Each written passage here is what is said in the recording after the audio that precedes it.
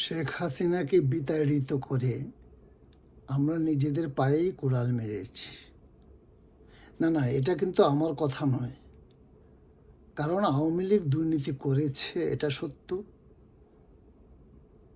শেখ হাসিনা ব্যক্তিগতভাবে করুক আর না করুক, কিন্তু আওয়ামী লীগ করেছে। তাদের একটা শাস্তি হওয়া উচিত ছিল, তাই হয়েছে। কিন্তু আজ সেই সমন্বয়কারীরা যা করছে, তাদের সাধারণ মানুষ এখন হিসাব নিকাশ করছে,